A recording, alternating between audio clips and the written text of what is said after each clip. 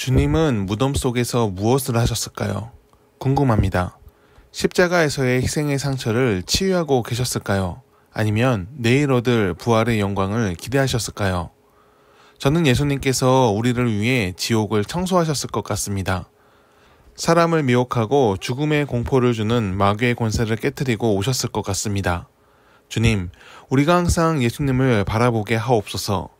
하나님의 영광을 위해 오셨다고 말씀하시지만 실상은 우리를 위해 오셨음을 압니다. 이미 모든 만물의 창조자이신 하나님이 무슨 영광이 더 필요하신가요? 피조물인 우리를 구원하시기 위해서 자신을 낮춰 구원의 희생을 몸소 치르신 은혜에 감사합니다.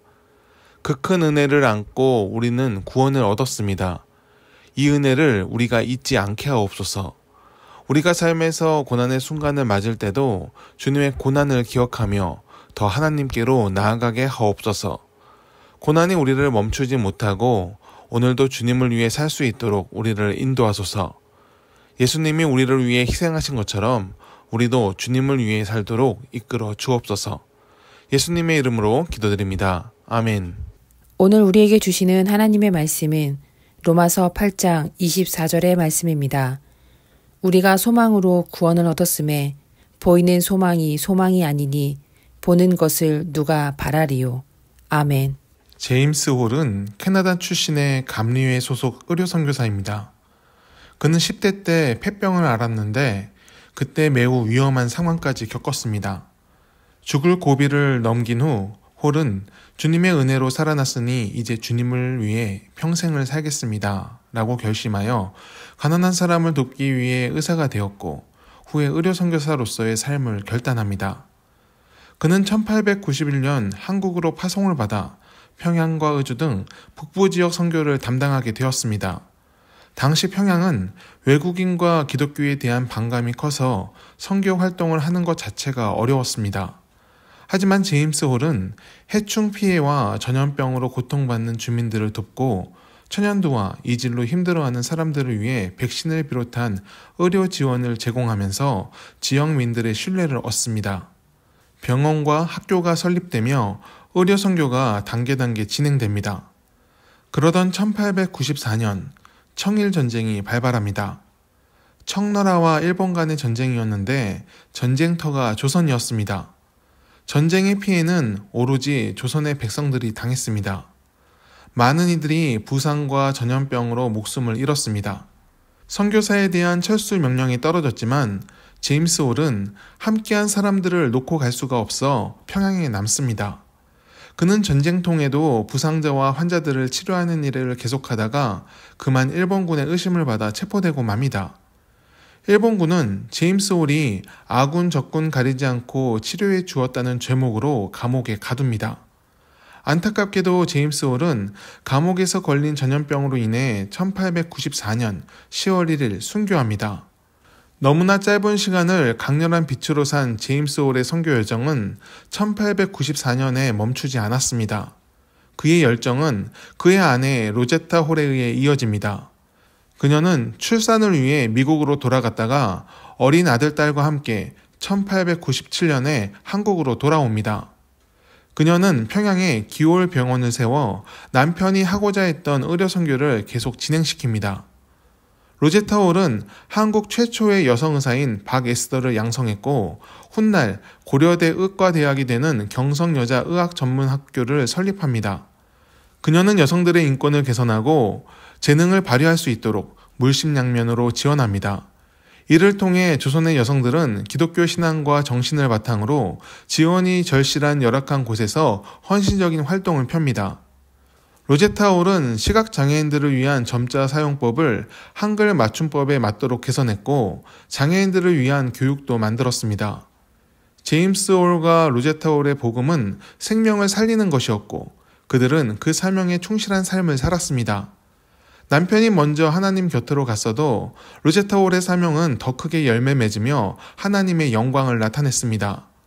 그녀는 43년 동안 한국 선교에 헌신하고 1935년 미국으로 돌아갑니다. 그 후 1951년에 하나님의 부르심을 받았고 유언에 따라 양화진 선교사 묘역에 묻힌 남편 제임스 홀과 함께 안장되었습니다. 그들의 믿음의 유산은 아들 셔우드 홀에게 이어집니다. 그는 부모처럼 의사가 되어 한국 선교에 투신합니다. 셔우드는 크리스마스 씨를 보급하며 조선에서의 결핵 퇴치에 앞장섭니다. 그의 헌신과 노력을 통해 위생에 대한 개념이 민간에 보급되었고 폐병의 치료에 많은 이들이 관심을 갖게 되었습니다. 하지만 태평양 전쟁이 발발하자 일제에 의해 추방당하고 맙니다. 셔우드는 인도 선교에 열심을 내다가 은퇴한 후 1984년 한국결핵협회의 초청으로 방한하게 되는데 거기서 이렇게 말합니다. 나는 여전히 한국을 사랑합니다. 내가 죽거든 미국이나 캐나다에 묻지 말고 이 나라, 사랑하는 아버지와 어머니, 누이 동생, 아들이 잠든 한국 땅에 묻어주시길 바랍니다. 1991년 하나님의 부름을 받은 셔우드는 양화집 묘역의 가족 곁에 안장되었습니다. 복음은 생명력이 있습니다. 한 사람에게서 끝나지 않고 믿음의 유산으로서 사람의 영혼을 타고 흐릅니다. 제임스 홀이 품은 복음은 생명을 살리는 열정으로 열매를 맺었고 그 열매는 그의 가족들을 통해 한국에 뿌리를 내렸습니다.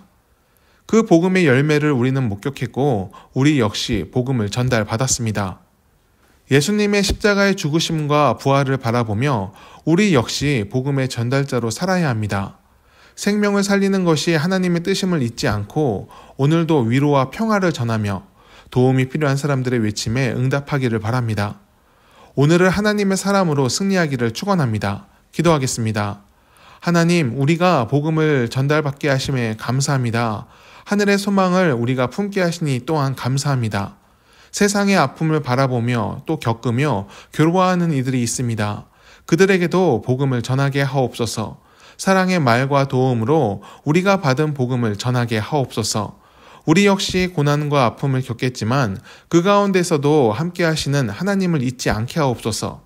제임스 홀, 로제타 홀, 셔우드 홀의 헌신과 이유가 하나님께로부터 시작되었고 마지막까지 믿음의 여정을 완수했음을 기억하며 우리 역시 믿음의 여정을 끝까지 승리하도록 하옵소서.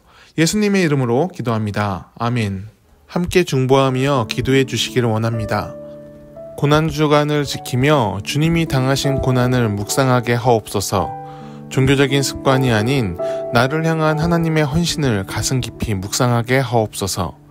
고난을 묵상함으로 나를 향한 주님의 사랑을 깨닫고 더 뜨겁게 주님을 사랑하게 하옵소서. 십자가가 더 이상 죽음의 고통이 아니라 나를 자유하게 하는 생명과 은혜의 통로임을 알게 하옵소서. 하나님의 자녀들의 삶을 이끌어 주옵소서. 우리를 사랑하셔서 모든 것을 다 주신 주님께 감사드리며 우리가 세상을 살아갈 때 그리스도인으로 살게 하옵소서. 고난과 어려움이 있을지라도 선하신 주님의 이끄심을 믿으며 오늘을 담대하게 살게 하옵소서. 연약하여 넘어진 순간에라도 주님의 손을 붙드는 우리의 인생이 되도록 주의 영을 충만하게 부으소서. 이 땅의 교회들을 지켜주시기를 원합니다. 하나님의 부르심에 순종하여 복음이 들어온 지 140년이 되었습니다.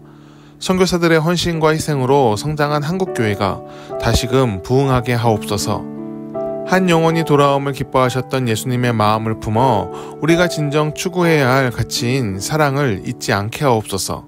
영혼의 돌아옴을 기뻐하며 긍휼과 희생, 정직과 평화를 나타내는 교회 공동체가 되게 하옵소서. 주여 이 땅의 교회들을 긍휼히 여기사 주의 일을 속히 나타나게 하옵소서.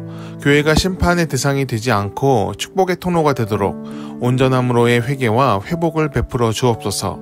우리 대한민국을 위해 기도합니다. 갈등과 분열을 극복하고 다시금 하나가 되게 하옵소서. 이념을 뛰어넘어 모두가 좋은 이웃이 되게 하셔서 함께 선을 이뤄가게 하옵소서. 국민을 분열시키는 정치 지도자들을 징치하시고 선한 뜻을 품고 국민을 위하는 지도자를 세워주옵소서. 정직함으로 법을 지키며 서로 존중함으로 함께 세워가는 나라가 되게 하옵소서.